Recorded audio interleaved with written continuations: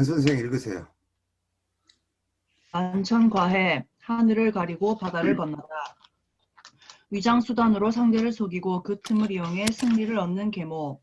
공격할 듯 말 듯 하며 상대도 경계를 게을리하지 않는다. 그러나 당장이라도 행동을 벌일 듯 하면서 벌이지 않는 상태를 계속 유지하면 상대는 점점 경계심을 풀게 된다. 그렇게 빈틈이 생겼을 때 갑자기 쳐들어간다. 실례. 오나라 송건의 휘하에 지장 태사자라는 사람이 있었다. 도창이라는 도시가 황건적이 대군에게 포위되어 위험에 빠지자 태사자가 구원 요청을 하기 위해 나섰는데 물 새 틈 없는 포위망 때문에 빠져나갈 수 없었다. 그래서 태사자는 먼저 배를 든든히 채운 다음 새벽을 기다렸다가 채찍과 활을 들고 말에 오른 뒤 관역을 든 병사 둘을 데리고 성문 밖으로 나갔다. 그것을 본 황건적 병사들은 깜짝 놀라 서둘러 말에 올라타고는 탈출을 저지할 태세를 갖추었다. 그러나 태사자는 유유히 말에서 내려 성 쪽 참호 안으로 들어가 관역을 지면에 세운 다음 가지고 있던 화살을 모두 쏘고 나서 다시 성 안으로 들어갔다. 태사자는 다음날 아침도 그렇게 활쏘기 연습을 했다. 황건적 병사들 가운데는 여전히 일어서서 경계태세를 취하는 자가 있는가 하면 드러누운 채 꼼짝도 안 하는 자도 있었다. 태사자는 그런 황건적 병사들의 움직임에는 아랑곳 없이 유유히 관역을 세우고 화살을 다 쏜 다음에 다시 성 안으로 돌아갔다. 사흘째 아침 태사자가 여느 때와 같이 성 밖으로 나왔으나 황건적 병사들 중 그의 움직임을 주시하는 자는 아무도 없었다. 태사자는 그 틈을 타 말을 달려 포위망을 돌파했다. 그로부터 얼마 뒤 고원군이 달려왔다. 예. 그러니까 이 원래 만천과에 하늘을 속인다. 거의 뭐 모든 사람을 속인다 이런 의미도 되겠죠. 그러면서 이 바다를 건넌다. 자기의 목적을 달성한다. 그런 예고요. 성동격서. 저기 김정우 선생님 읽으시죠? 성동격서. 동쪽에서 소리치고 서쪽에서 공격한다. 먼저 동쪽을 치는 척하면서 양동작전을 구사하는 것이다. 적이 동쪽으로 옮겨 수비를 강화하면 서쪽이 약해진다. 이때 약해진 서쪽으로 공격을 가한다. 통전이라는 책에 성은격동, 기실식 격서, 동쪽을 친다고 말하고는 서쪽을 친다는 말이 있는데 이것이 출전인 듯하다. 실내 삼국지 전반의 클라이맥스는 조조와 원소가 중국의 북부 패권을 두고 격돌한 관도의 전투이다. 이때 원소는 10만 대군을 이끌고 조조의 본거지인 허창을 향해 돌격하면서 먼저 조조 측의 전진 기지라 할 수 있는 백마의 선봉대를 보내 포위하겠다. 백마를 간단히 적에게 넘겨줬다가는 전군의 사기에 큰 영향을 끼치게 되므로 조조는 스스로 주력 부대를 이끌고 구원에 나서려 했다. 이때 참모 하나가 다음과 같이 진언했다. 힘으로는 도저히 맞설 수 없습니다. 무엇보다 적의 병력을 분산시킬 필요가 있습니다.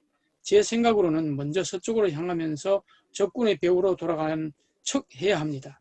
그러면 원소는 분명히 서쪽으로 군대를 이동시켜 맞서 싸울 준비를 할 것이니 그 틈에 경기병을 이끌고 백마로 달려가 적의 허점을 찌르는 것입니다. 이렇게 하면 적을 물리칠 수 있을 것입니다. 조조가 그 제안을 받아들여 서쪽으로 향하는 척하자 과연 원소의 주력군도 서쪽으로 이동했다. 그것을 확인한 조조는 말머리를 돌려 백마로 달려가서 적의 표해방을 뚫어버렸다. 아까 그 본 것 중에 하나죠. 예. 이승희 선생님 격안관화 읽으시죠. 격안관화, 강 건너 불 보듯 하다. 설령 병력이 우세하다 하더라도 무작정 공격을 감행해서는 안 된다. 그 경우 승리했다 하더라도 아군의 출혈이 심할 것이므로 바람직한 승리라고 할 수 없다. 특히 적의 내부에 분쟁이 일어날 징후가 있을 때는 가만히 지켜보면서 상대가 자멸하기를 기다리는 것이 현명하다. 상대가 내분을 일으켰을 때 그 기회를 틈타 공격을 가하는 것도 하나의 방법이지만 그것이 오히려 상대의 단결을 부추길 수 있으므로 좋은 방법이라고 할 수 없다. 그럴 때에는 높은 곳에서 지켜보며 상대방이 스스로 무너지기를 기다리는 것이 이 계략의 특징이다. 신뢰.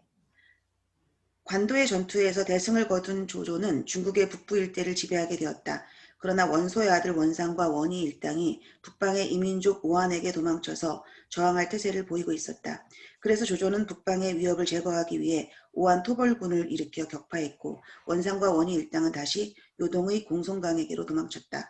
이때 조조의 막류들은 즉각 군대를 요동으로 보내 공송강을 토벌하여 원상 형제의 싹을 잘라내야 된다고 말했다. 그러자 조조는 이렇게 말했다. 아니다. 나는 지금 공손강의 손으로 원상 형제를 처리하게 하려고 한다. 일부러 군대를 움직일 필요는 없다. 조조가 도성으로 돌아온 지 얼마 되지 않아 공손강이 원상 형제의 목을 보내왔다. 왜 그렇게 되었는지 막류들은 이해하지 못했다. 그 이유를 묻는 막류들에게 조조는 이렇게 말했다. 원래 공손강은 원상 형제의 세력을 두려워했다. 만일 내가 군대를 동원해 성급하게 공격을 가하면 그들은 힘을 모아 저항할 테지만 내버려두면 서로 다투게 될 것이다. 이것이 자연스럽게 적을 처리하는 방법이다. 이런 조조의 전략이야말로 바로 격안 관하의 전형이다. 이걸 들으면서 느끼는 거는 트럼프가 그 중국에 대해서 하는 그 전략이 좀 약간 미숙하다 이런 생각이 들어요. 중국이 올해 홍수로 인해서 이재민이 7천만 명에 육박하잖아요. 거기다가 막 지진, 그 다음에 뭐 댐도 붕괴되고 난리도 아니고 진짜 뭐 시진핑이 거의 이제 위기에 몰리고 그래서 그 뭐예요? 이 북쪽 그 공산당 1년에 한 번씩 모이는 그 원로들 그 회담에서 시진핑에 대해서 그 뭐예요? 이 물러나라 이런 뭐 회의까지 나오고 시진핑은 그 회담을 그 회의를 그게 어디 아이고 북해 아이고 지명 이름 있는데 중국 네 인민회의 아니요 1년에 한 번씩 그 중국의 유명한 그 북쪽의 그 휴양지 그 회담이라는 게 있는데 근데 어쨌든 이 무슨 얘기냐면 트럼프가 중국을 계속 압박만 하니까 그런 중국 공산당 내부가 오히려 결속이 돼 버렸어요. 그렇지. 이걸 놔뒀으면 왜 그런 얘기가 많이 나왔거든요. 중국 그 시진핑 물러날 수밖에 없을 것이고 공산당 내분이 일어날 것인데 계속 트럼프는 압박만 하니까 그러니까 일단 중국 공산당 입장에서 어떻게 되겠어요? 일단 그 판불부터 꺼야 되지 않겠어요? 그럼 단합될 수밖에 없죠. 오히려 좀 조조의 전략을 하긴 뭐 미국 사람들이 36개 읽어봤겠어요? 예. 베이다허 회의 그 맞아요. 예. 베이다 회의 말하는 거예요. 그 원래 시진핑이 안 열려고 버티다가 결국 열렸고 그게 정상적으로 끝나지도 않고 아주 말이 많았던 거거든요. 예. 예. 그다음에 차시 환원. 예, 김종범 선생님 읽으세요. 종범씨. 다시 한원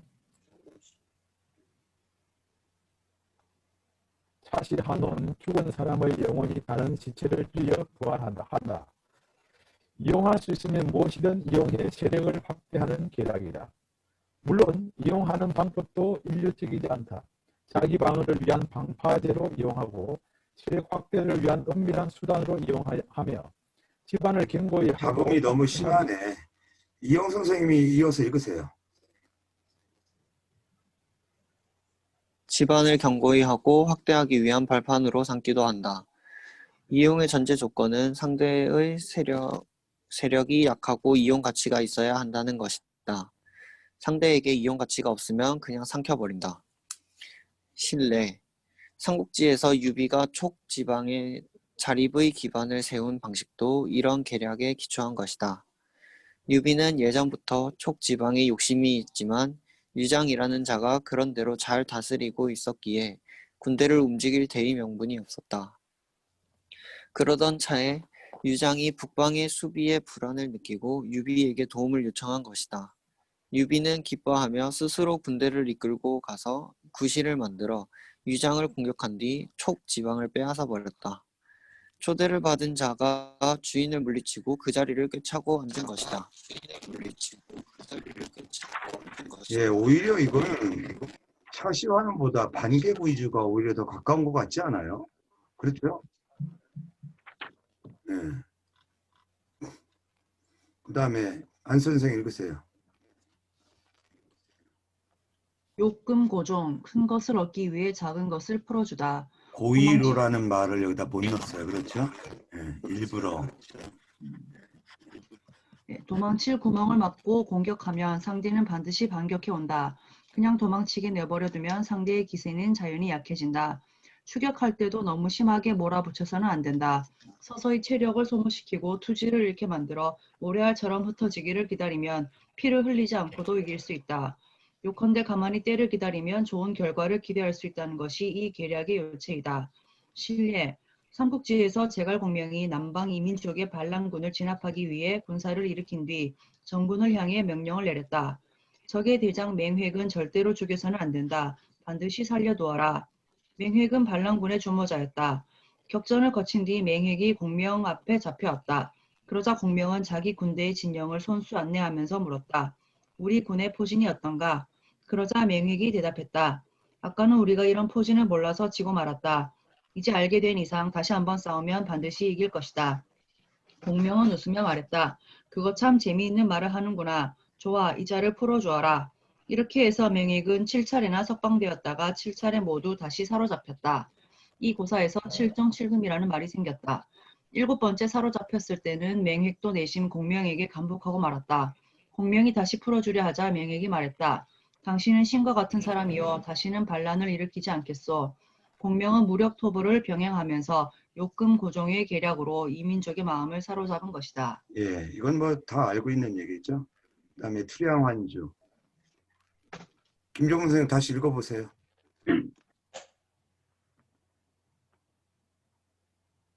한주 안 되겠다. 오늘 뭐 마이크가 좀 문제가 있네. 안 선생님 계속 읽으세요. 그럼. 후량환주, 대들보를 훔쳐내고 기둥을 바꾸어 넣다. 상대의 알맹이를 쏙 빼내는 계략이다. 대들보와 기둥은 집의 구조를 지탱하는 뼈대이다. 그것을 바꾸어 버리면 형태는 똑같지만 내용이 변한다. 상대가 이 방법을 사용하면 전력이 약해지고 저항 의욕을 잃고 만다. 이 계략은 적국에게도 동맹국에게도 사용할 수 있다. 동맹국의 이 수법을 사용하면 상대를 마음먹은 대로 조정할 수 있다. 실례, 진나라의 시황제가 천하를 통일한 것은 압도적인 군사력 때문이지만 그와 동시에 모략 활동으로 상대의 전의를 꺾었다는 사실을 잊어서는 안 된다. 진나라가 제나라를 치료했을 때의 일이다. 그 무렵 제나라에서는 후승이라는 사람이 재상 자리에 앉아 국정의 실권을 쥐고 있었는데 시황제는 그에게 많은 재물을 보내 매수해버렸다. 후승은 시황제의 요청을 받아들여 자신의 부하나 빈객들을 진나라로 보내주었다. 진나라는 그들을 첩보 요원으로 양성한 뒤 많은 돈을 주어 제나라로 돌려보냈다.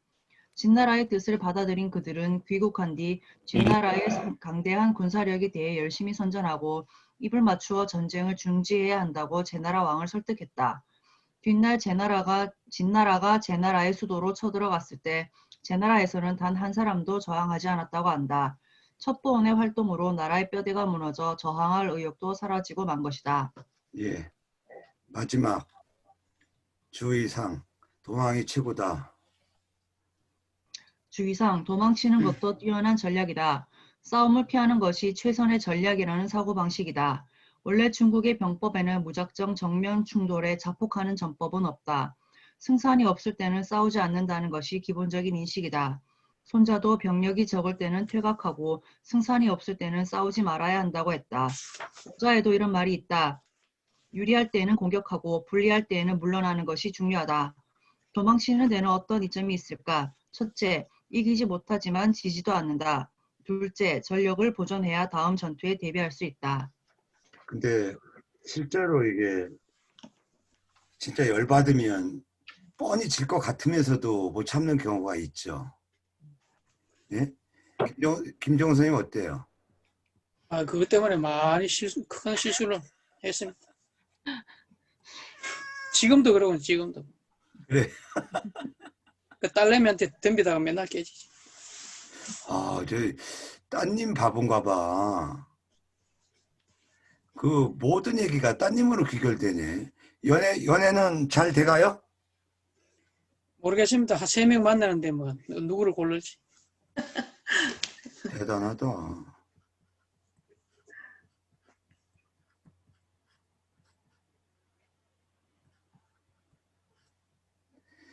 이게 순자가 한 유명한 얘기예요. 군자는 굽힐 때이면, 때가 굽힐 때면 굽히고, 때가 펼 때면, 펴야 할 때가 되면 편다. 이게 말 그대로 되질 않죠. 우리 또 주요 개사전에는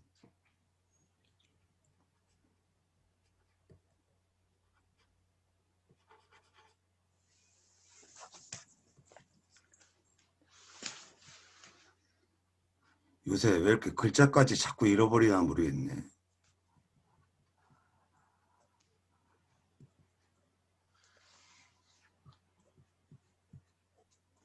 자벌레예요. 척확. 자벌레의 구부림은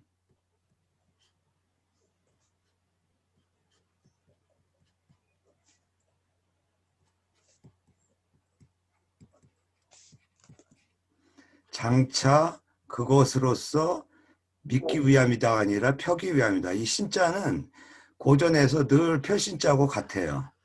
믿을 신자하고 이 표신자는. 그러니까 자벌레가 일보 전진하려면 어떻게 돼요? 몸을 움츠려야 되잖아요. 움츠려서 조금 나가고 조금 나가는 그런 방법. 근데 이게 참 분리할 때 참고 병법세는 이렇게 하라는 건데 이게 실제로 김정수 선생님 말대로 개인 간의 말싸움이든 어떤 우리 자존심 싸움이라고 그러잖아요. 이게 참 극복하기가 쉽지 않은 거죠. 예. 저걸 잘하는 사람이 제일 무서운 사람이죠. 그렇죠. 참을 때 참을 줄 아는 사람이 진짜 무서운 거죠. 자, 만천과에 뭐 본래는 가리킨다. 밝은 낮에 그러니까 해가 비치는 밝은 낮에 하늘로 하여금 알지 못하게, 예, 이 양자는 하여금 사자의 뜻이에요.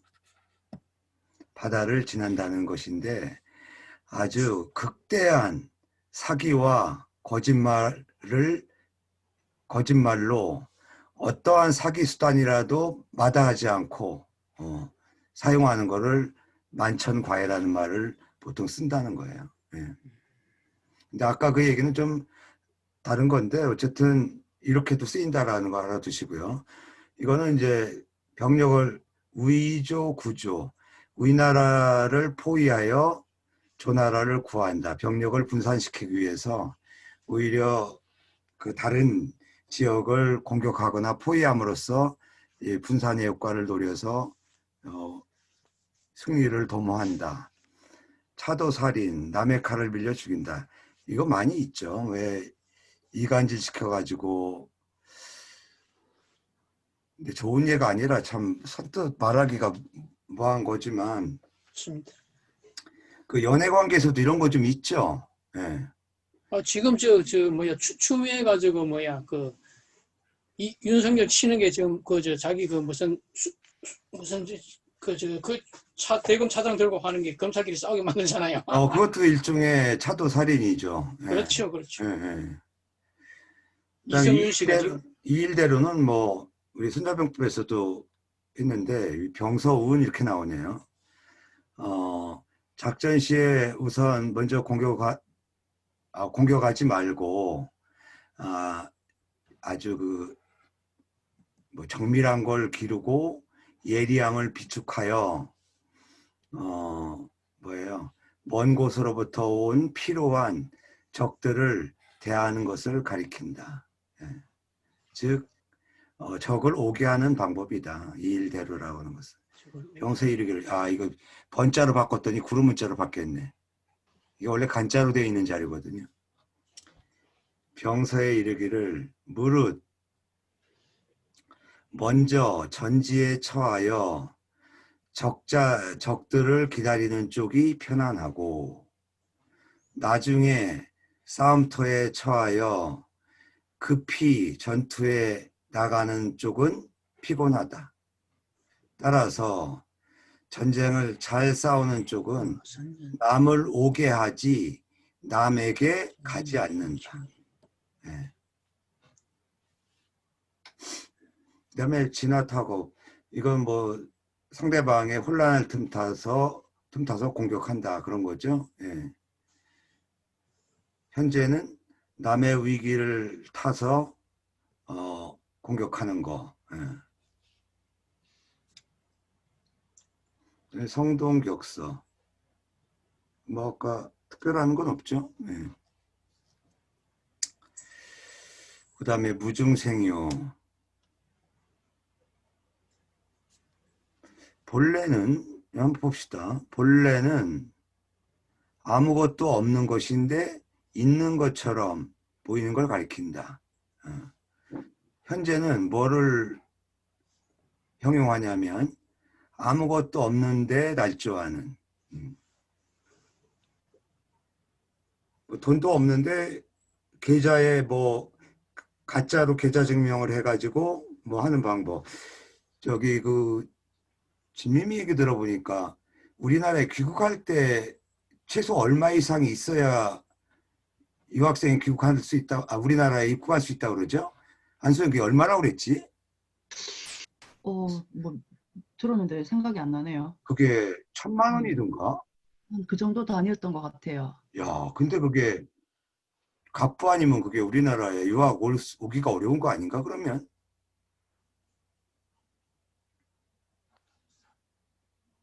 그 다음 밑에 있는 얘기는 이거네요. 없는데도 있는 것처럼 보이는 것은 거짓이다. 거짓은 오래되면 오래 할 수 없으며 오래되면 쉽게 발각이 된다. 그러니까 오래 할 수 없으며 쉽사리 발각된다. 따라서 끝내 없게 되기 때문에 그렇게 해서는 안 된다라는 거죠. 예. 이중부죠. 거짓말을 오래되면 끝내는 발각이 된다. 암도진창 아까 설명했는데요. 예. 몰래 진창으로 건너간다. 아까 진창이 뭐라고 말씀하셨죠? 지명이에요. 지명. 지명. 예, 예. 근데 요새는 뭐예요? 여기 또 지명이라고는 안 나오는데 지명에 찾아보시면 나올 거예요. 오늘날에는 대부분 뭘 비유하냐면 암중의 모종의 활동을 진행하는 거를 암도진창이라고도 한다. 또 중국에서는 남녀가 사사로이 통하는 걸 또 암도진창이라고도 한대요. 요즘에 뭐 대놓고 하기 때문에 이건 아니죠. 그다음에 격안관아. 요즘은 뭐 암도 진창이가 많천과 해. 예? 요즘은 암도가 아니고 암도 진창이 아니고 요즘은 만천과해입니다. 만천과예요? 예. 아니죠. 명도진창 아니에요? 대낮에 뭐 나는 아닌 척하고 돌아다니니까 뭐 만도과해지. 왜 또 김정선이 그러다가 딸한테 혼날 것 같은데. 안 그래도 지금 많이 혼나고 있습니다. 소리장도 웃음 속에 칼을 감춘다. 겁날 진짜 어떤 사람 보면 웃기는 하지만 영 그 신뢰가 안 가는 사람이 있죠. 소리장도. 이대도광 아까 설명드렸고요. 특별하게 뭐 우리 책처럼 삼국지를 원형해서 이걸 다 설명하려면 한이 없고, 예. 이 조의산 같은 경우에는 무협지에 보면 주로 그 두목을 그 산에서 미인계 같은 걸로 유도해서 다른 지역으로 빠지간 다음에 그 산채를 급속해 가지고 점령할 때 많이 쓰고, 아까 이제 금선탈각도 마찬가지죠.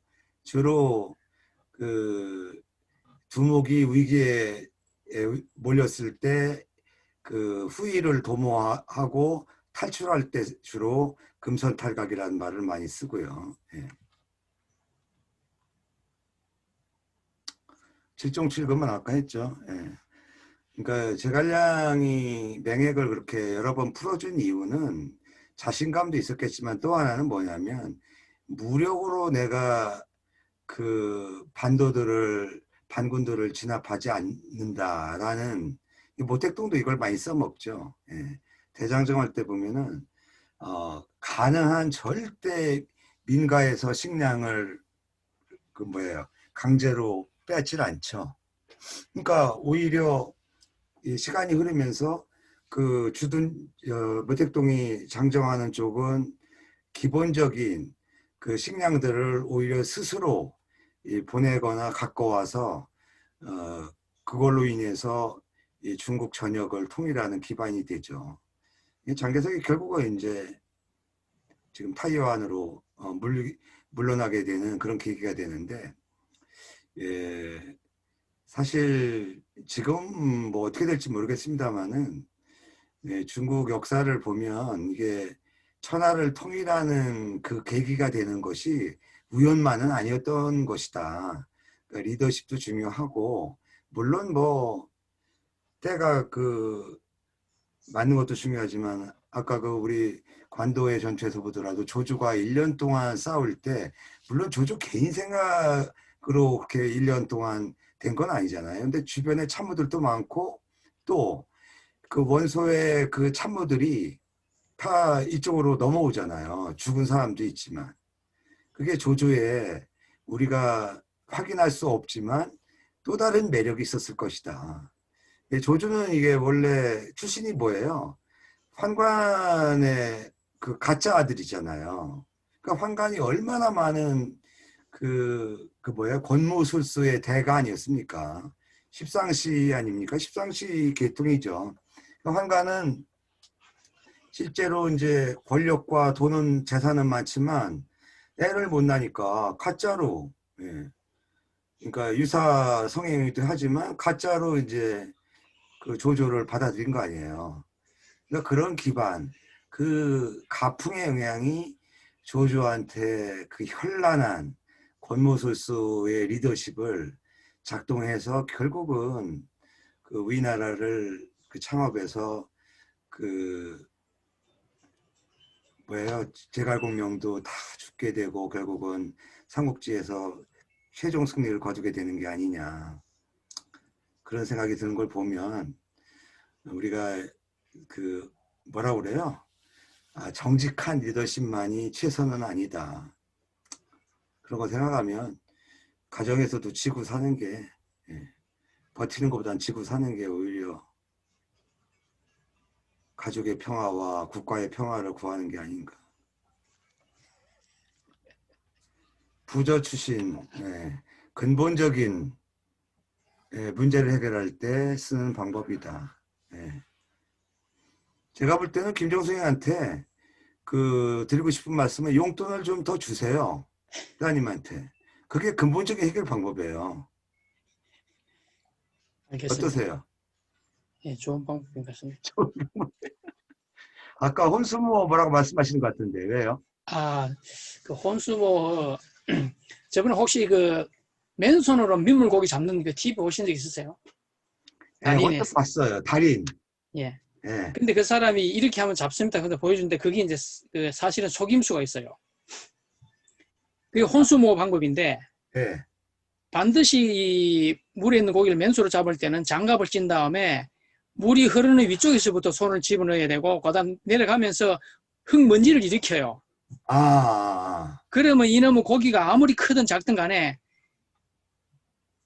진흙탕 물이 올라오면서 물이 위에서 내려오니까 가만히 있어요. 그래서 장갑 낀 손을 갖다 대면 이게 먼지인지 뭔지 모르는 거예요. 슬그머니 잡는 거예요, 그냥. 대면 오히려 손아귀 쪽으로 머리를 들이밀어요. 꼬리를 치면서. 근데 그거를 갖다 설명 안 해주죠. 야, 이게, 그거 오늘 예. 좋은 거 많이 배우네. 절대 이야기 안 해줍니다, 그 사람들. 어려서 시골에서 초등학교 때 손으로 많이 잡았어요. 예. 근데 그렇게 해야만 잘 잡힙니다. 김정수는 못 잡아봤죠. 우리는 이 자연 시간이 있잖아요. 자연 시간 같은 때 되면 어느 정도 방죽이나 이럴 때 개울가로 이제 애들을 풀어요. 물이 흐르는 쪽으로. 근데 이제 물이 굉장히 맑죠.